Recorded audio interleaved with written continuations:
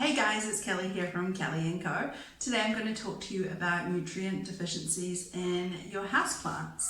I'm going to try and simplify it. I'll do my best. And if you've got any questions or anything, you can always ask them in the comments or on my social medias. So please subscribe and I hope you like this video. So you've got three main nutrients that your houseplants need to grow. There are a lot of other ones, but these are kind of the three major ones. So it's NPK, so you've got nitrogen, which is the N, phosphorus, which is the P, and potassium, which is the K. So I'm going to go through each of these individually and briefly describe what they do and what you can do if your plants are lacking. Right, so we're going to start with nitrogen. Nitrogen is used in plants to help produce chlorophyll, which helps the plant produce its energy and its colour. It also helps with keeping the plant healthy and growing well. So signs of your nitrogen deficiency are going to be your yellowing leaves, even just turning a pale green, even if they're not yellow yet, and a slower growth or growth coming through that's unhealthy. So in your soil, nitrogen is taken into the plant in the form of nitrate, and it's taken up through the roots.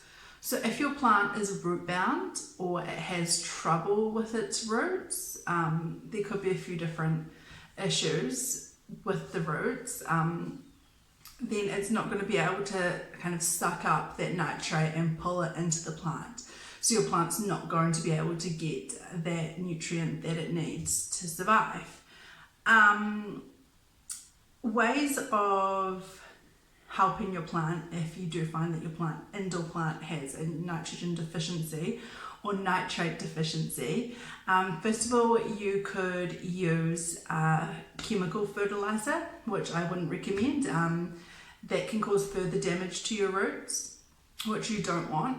The next one is using an organic fertilizer, which is an awesome choice. If you look on the back of fertilizers, the NPK is matched with numbers. So if it's an even amount of each in the fertilizer, so it would be 10, 10, 10. So 10 for N, 10 for P, 10 for K. I really hope this makes sense. If you're looking for a nitrogen-rich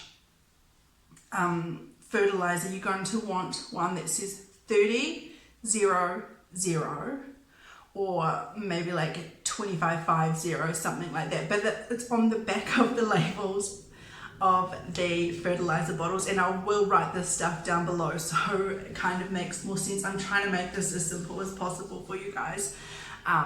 It can get really technical.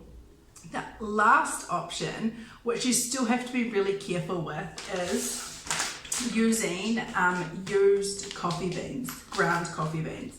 So you can get these from your, it's upside down.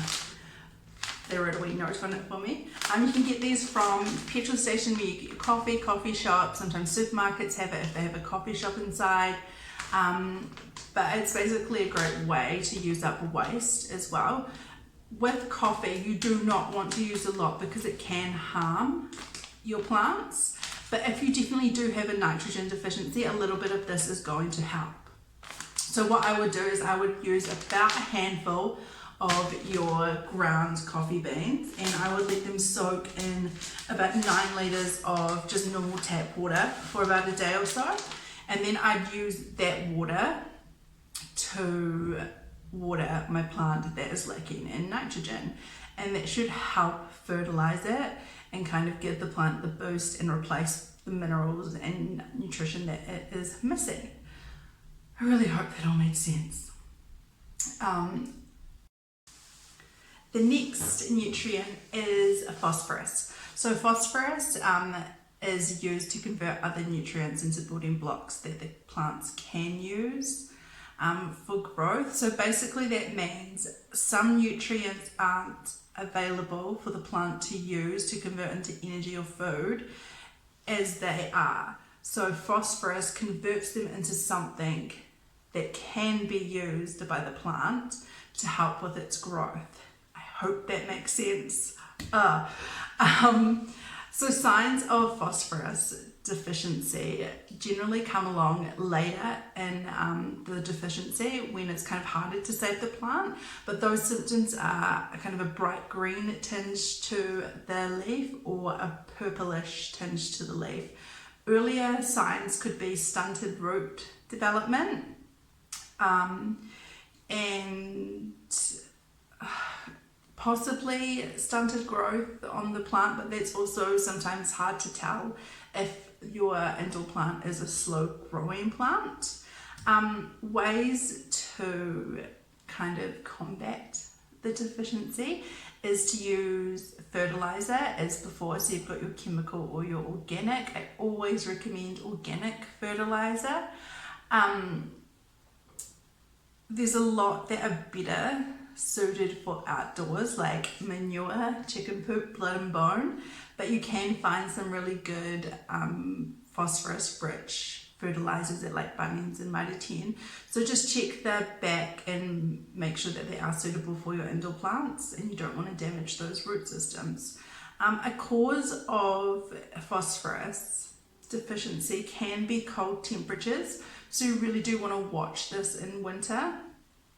The deficiency will start to fade away once it gets warmer again, like spring, summer, but try and keep your house at a constant temperature. Anything over 17 degrees, 17 to 21 degrees is ideal for houseplants. Anything below 17 degrees, your plants are really going to start to struggle. So do keep an eye on the temperature for your indole plants. So finally we have potassium, which is the K in NPK. So potassium is a really awesome nutrient. We have it in our bodies as well. We have all these nutrients in our bodies. It helps make everything better. So it's going to help your plant grow healthier, faster, stronger. It's just a really awesome nutrient. So in your plant in particular, I keep pointing because I have one of my favorite plants here, my Monstera deliciosa. So that's what I keep pointing at. It is really vital for photosynthesis and for energy production. So I'm going to get a little bit to bodies as well. We have something called ATP, which is adenosine triphosphate. And potassium is a key to creating ATP. And what it does is it's basically the energy for your cells. So it helps your cells rebuild, regrow, regenerate, it's all the same thing, and help you stay healthy. So it does everything really. It's a really, really amazing chemical in your body. So that is in your plants as well, and that is what potassium is going to help make. So your ATP is going to help your plant get its energy to grow better and stronger and faster. Does that make sense? You can't tell me. Let me know in the comments if you have any questions, please. So signs of potassium deficiency in your plants can be brown spots, yellowing of the leaves like around the edges. I'll put some photos up here. And also on the veining of your leaves, they can be kind of starting to go brownish red or yellowy color. To help combat that, you can obviously use your chemical and organic fertilizers, but another way which is really cool is to use bananas. Bananas, as we know, are hugely high in potassium. They're so good for you and they're so good for your plants. So if you've got some kind of older bananas, ones going brown, they're really, really super high in potassium. So those are the ones that are really good to use. You've got to make something called banana tea. It's an organic fertilizer for your plant, so it's going to be really good for them. It's not going to damage their roots or anything. But once again, only use these fertilizers if your plants are lacking in a particular nutrient. So you get your banana and peel it. Get some scissors, chop up the banana skin into like that size, 1 to 2 centimeter kind of squares, and pop them in a jar. Probably use maybe 2 or 3 bananas for this kind of size jar, and then fill that up with water and put the lid on, and you're going to let that sit for about a week. And then once it's been a week, open it up and you can drain the water into like a spray bottle or a water bottle or whatever, and you can use that to help your plants with potassium deficiency. Don't keep it longer than 3 months, as with anything organic. It can go off because there's nothing stopping it. Yeah, so I really hope this helped you guys understand the nutrients for plants a little bit better, and kind of understand the chemical side of them. I really struggled with trying to put it in a more simplified way. But as I've said, please ask me any questions. I'm so happy to help.